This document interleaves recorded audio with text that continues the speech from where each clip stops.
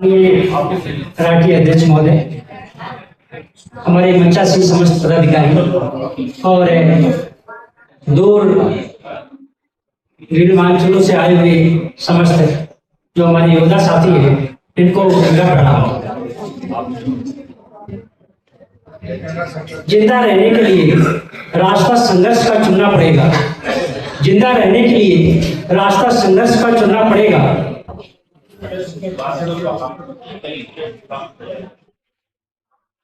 जिंदा रहने के लिए रास्ता संघर्ष का चुनना पड़ेगा।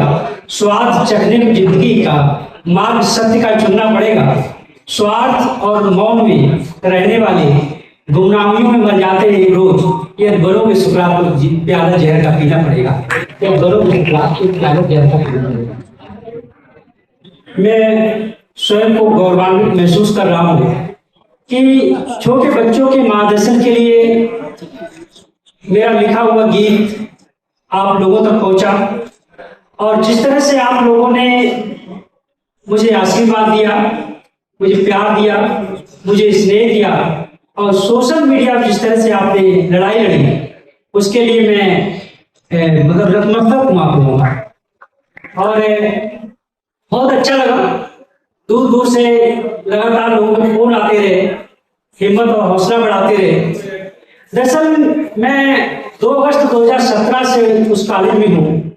तब से कई बार इस तरह से मेरे साथ होता रहा, लेकिन मैं भी अपनी आदत से मजबूर हूँ कि मुझे जो सही बोलना है, जो पढ़ाना है, मैं वही पढ़ाता हूँ। क्योंकि मुझे अपने बाबा, अपनी माँ और पिताजी की वो बात हमेशा याद रहती है कि जहाँ भी रहना बेटा, ईमानदारी से काम करना, सत्य बोलना, और तुम्हारे पीछे कोई ये ना कह पाए ये व्यक्ति ईमानदार नहीं है। उसी का मैं निर्वाह कर रहा था। और अभी जैसा यहाँ पर मांग उठी उस कविता को सुनाया जाए।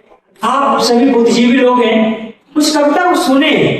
कहीं पे भी शायद किसी का विरोध नहीं है, किसी की उसमें भर्त्सना नहीं की गई है। अरे हम शिक्षक है तो मार्गदर्शन करना हमारा काम है, वही मैं मार्गदर्शन ही कर रहा था। शायद सबसे बड़ी गलती कर दी उसने भीमराव अम्बेडकर साहब का नाम ले लिया मैंने, और गलती कर दी कि मैंने ये कह दिया कि मैंने आज तक कहीं इतिहास में पढ़ा नहीं है कोई भगवान आया हो किसी को उद्धार कर दिया हो। इसमें मेरी भी क्या गलती? जो पढ़ता रहा वही मैंने पढ़ाया बच्चों को। वो कविता में आप वो गीत है जो आप तक संप्रेषित कर रहा हूं, कर सकता है। इसमें सिर्फ अरे हम छोटे छोटे बच्चों को पढ़ा रहे हैं, उनको सही शिक्षा नहीं देंगे तो हम किसको देंगे? इसके बाद अगले दिन हमको एक फोन आता है कि मैं विश्व हिंदू परिषद से बोल रहा हूँ। कविता बड़ी अच्छी लिखी है, शब्द बड़े अच्छे हैं आपके, अगर आप धर्म के लिए लिखे तो आपको राष्ट्रपति पुरस्कार भी मिल जाएगा। आगे ये भी कहा गया कि अगर आप अभी मुझे 2 मिनट का वीडियो बना के भेज दें माफी मांगते हुए तो बहुत अच्छा रहेगा आपके लिए। मैंने वरना क्या होगा, वरना हो सकता है आप सस्पेंड भी हो जाएं। तो मैंने कहा वीडियो में अपनी सहूलियत से बनाता हूँ, किसी कहने से तो वैसे नहीं बनाता। कोई बात नहीं।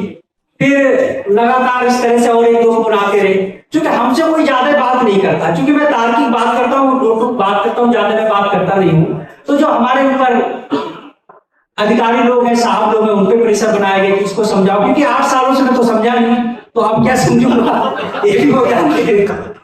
फिर अगले दिन जो है दरोगा जी का फोन आया, बोले क्या सुना दियो माट साहब? बोले हमको 2 लाइनें सुना दो। तो मैंने उन्हें बताया, मेरी कावड़ लेकर मत जाना, ज्ञान के दीप जलाना, मानवता की सेवा करके सच्चे मानव बन जाना। बोले कोई दुश्मन है तुम्हारे काम? उन्होंने बहुत तेरे हैं साहब। क्यों?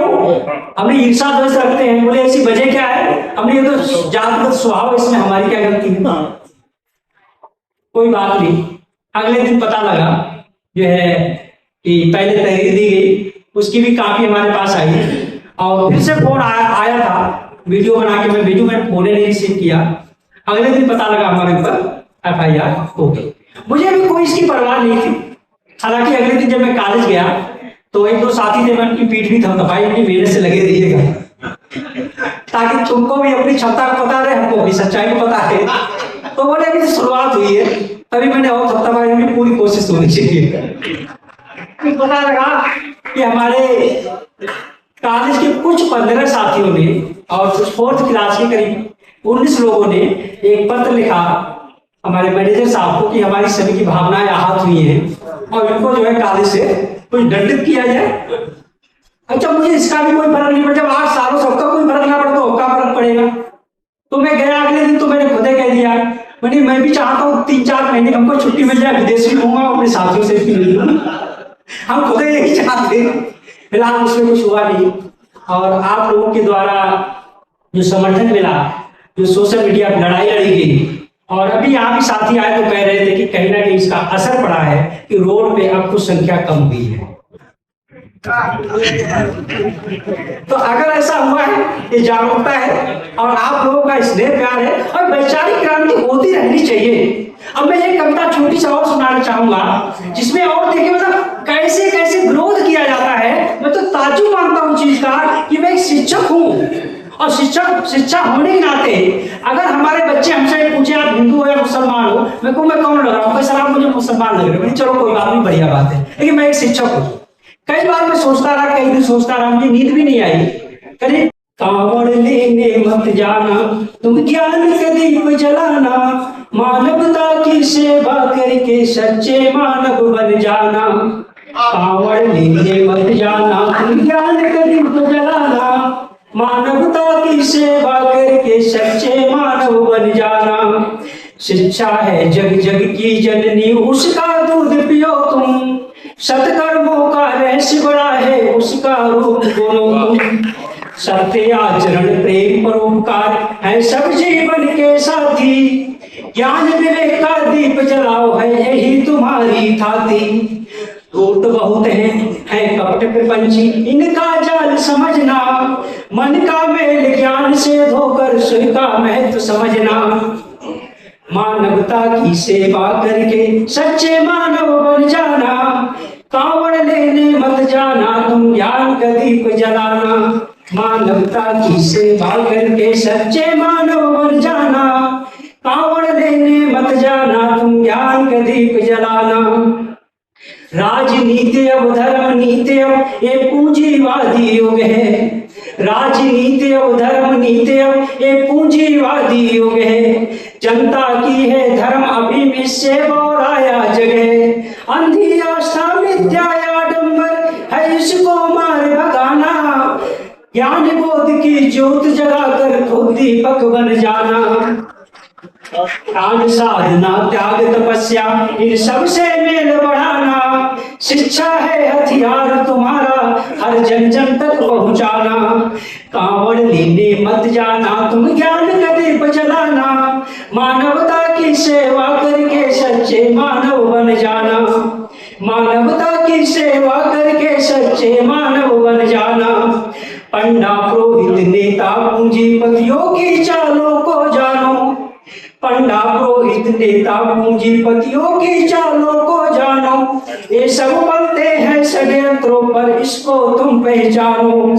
ईश्वर के मिथ्या सुख की ये तुमको राह दिखाते, धर्म संकट है बहुत बड़ा जन जन तक भ्रम पहुंचाते। खुद के बच्चे पढ़े विदेशों में तुम कांवड़ लेने जाओ, घर में जो संचित धन रखा ना उसको व्यर्थ बहाओ।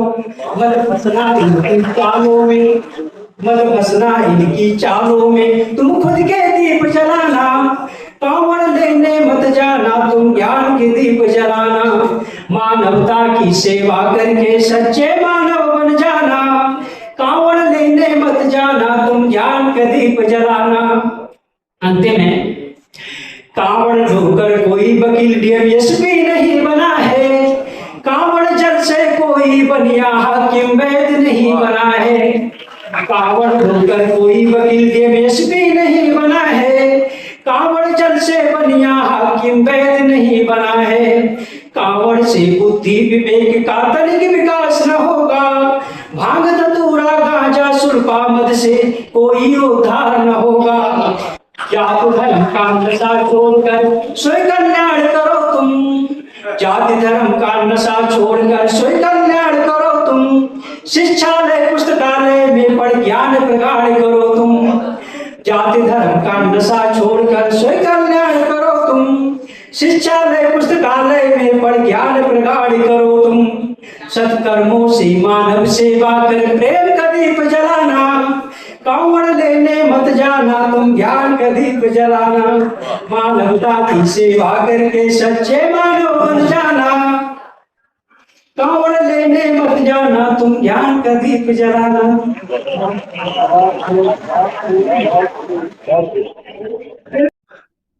मैं जिंदगी का सारा सफर लेके चला हूँ, मैं जिंदगी का सारा सफर लेके चला हूँ, इस उम्र का भी अपना असर लेके चला हूँ। मैं जिंदगी का सारा सफर लेके चला हूँ, इस उम्र का भी अपना असर लेके चला हूँ। ये मौत मेरी राह में तुम मुझको न तकना, मैं घर से चला माँ की दुआ लेके चला हूँ, मैं घर से चला माँ की दुआ लेके चला हूँ। एक कविता लिखी थी बच्चों के लिए, उसको मैं इसलिए सुनाना चाहूंगा कि उसपे भी विरोध होता है आखिर हम लोग जा कहा रहे हैं, इसलिए मैं सुनाना चाहूंगा। क्योंकि हमारे यहाँ जो जूनियर क्लासेस रहते हैं तो उसमें मुसलमानों के बच्चे अलग इसलिए बिठाए जाते हैं, उर्दू क्लास उर्दू विषय रहता है, और संस्कृत वजह से बच्चे अलग बिठाए जाते हैं। तो बच्चों में मतलब जैक कौन बोलता है क्या है, मैं तो पहली बार देखा, मैं कभी ऐसे माहौल में रहा नहीं था। भाई इलाहाबाद विश्वविद्यालय प्रोफेसर हमारे हिंदू भी रहे, मुस्लिम भी रहे, सभी ने हमारा मार्गदर्शन किया। साथ ही हमारे हिंदू लड़कियां भी रही और मुस्लिम बच्चे भी रहे, हमें कभी कुछ ऐसा लगा नहीं, पहली बार लगा। तो सर वो कविता छोटी सी है, मैं इसलिए सुनाना चाहूंगा कि आखिर इस विरोध का स्तर कहां तक जा सकता है। ये है ना हिंदू बनना ना मुसलमान बनना, ना हिंदू बनना ना मुसलमान बनना, अगर बन सको तो इंसान बनना। ना हिंदू बनना ना मुसलमान बनना, अगर बन सको तो इंसान बनना। भेदभाव ईर्ष्या द्वेष हृदय से मिटाकर सच्ची मानवता की तुम पहचान बनना। दिलों में उतरकर मिटा दो अंधेरा, दिलों में उतरकर मिटा दो अंधेरा, दीन दुखियों के हृदय के ईमान बनना। ना हिंदू बनना ना मुसलमान बनना, अगर बन सको तो इंसान बनना। कहीं पर कहीं कोई रोता दिखे तो, कहीं पर कहीं कोई रोता दिखे तो, ओठों पर हंसी की तुम पहचान बनना। अंधेरा धरा से तुम रख दो मिटाकर, हताशा निराशा में तुम मुस्कान बनना। ना हिंदू बनना ना मुसलमान बनना, अगर बन सको तो इंसान बनना। ना हिंदू बनना ना मुसलमान बनना, अगर बन सको तो इंसान बनना। माता पिता के प्रिय संतान हो तुम तो घर में उजालों की पहचान बनना। माता पिता के प्रिय संतान हो तुम तो घर में उजालों की पहचान बनना। ये दुनिया भी तुम पर करे गर्व हंसकर, करे अनुसरण सब वो अभिमान बनना। ना हिंदू बनना ना मुसलमान बनना, अगर बन सको तो इंसान बनना। ना हिंदू बनना ना मुसलमान बनना, अगर बन सको तो इंसान बनना। कर्म क्षेत्र धर्म क्षेत्र पूजा यही है, कर्म क्षेत्र धर्म क्षेत्र पूजा यही है, मंदिरों मस्जिदों से तुम अनजान बनना। कर्म क्षेत्र धर्म क्षेत्र पूजा यही है, मंदिरों मस्जिदों से तुम अनजान बनना। अगर लिख सको तो लिखो भाग्य खुद तुम, किसी की दया का ना मोहताज बनना। ना हिंदू बनना ना मुसलमान बनना, अगर बन सको तो इंसान बनना। अगर बन सको तो इंसान। इसमें भी कहा जाता हमें ऐसी कविताएं नहीं पसंद। मेरी कैसी पसंद है भाई हम बताएं, वैसी लिखा करना। मैंने मुझे किसी जरूरत नहीं, हमारा जो मन कहता मैं तो वही लिखूं, आता ही मुझे लिखना है वही मैं लिख रहा हूँ। और बहुत अच्छा लगा और बड़ा गौरवान्वित भी महसूस कर रहा हूँ। राष्ट्रीय अध्यक्ष महोदय का फोन गया तो मुझे बड़ी खुशी हुई और मैं आप लोगों तक चला आया। पुनः मैं आप सभी लोगों से गुजारिश करूंगा कि इसी तरह की वैचारिक क्रांति की जो लड़ाई है ये होना इसलिए बहुत ज्यादा जरूरी है क्योंकि 2-3 फोन मेरे पास आए तो तर्क देखिए उनके तर्क क्या है। आपने कविता लिखी, मैंने सुना है उसको कई बार सुना। ठीक है, क्या आपको पता है? मैंने क्या पता है भैया कि वो कश्मीर से पंडित भगा दिए गए। और क्या है? और यह है कि आपको पता है कि इस बरेली शहर में 300 बताइए 3000 बताइए सरकारी संपत्ति उनका कब्जा है। मैं तो इसमें हम आप क्या करेंगे, तो कानून और सरकार का काम है ना, हम इसमें क्या करें, आप शिकायत करिएगा। इस तरह के छोटे छोटे मतलब मैं खुद ही नहीं समझ पाया आखिर ये कहना क्या चाहते। मैं आज तक नहीं समझ पाया आखिर ये कहना क्या चाहते। मैं तो चूंकि हमारे जब मैं स्नातक करने आया बरेली कॉलेज में तो प्रोफेसर भगवान सर भारद्वाज सर और आप शायद नाम सुना होगा प्रोफेसर वीरेंद्र डलवाल सर साहब का, जिनको 2004 में साहित्य अकादमी पुरस्कार भी मिला था। उनका शिष्य रहा हूँ। एक धुर दक्षिणपंथी थे, एक धुर वामपंथी। दोनों लोगों की मित्रता इतनी गहरी थी, आदमी संबंध बहुत गहरे थे। तो मैं तो उसी का पालन करने वाला। यहाँ मुझे पहली बार पता लगा कि हमारे अपने साथी लोग जो है हमारी सही बात को स्वीकार नहीं कर पाएंगे। ये है और बहुत अच्छा लगा। चलते चलते एक मुक्तक है कि चमकते सितारे भी आसमान छोड़ जाएंगे, चमकते सितारे भी आसमान छोड़ जाएंगे, जलते चिराग अपनी पहचान छोड़ जाएंगे। चमकते सितारे भी आसमान छोड़ जाएंगे, जलते चिराग अपनी पहचान छोड़ जाएंगे। साथ है यार तब तक सब मिलजुल कर आगे बढ़ लो, क्या पता कब हम और आप जमी छोड़ जाएंगे, क्या पता कब हम और आप जमी छोड़ जाएंगे।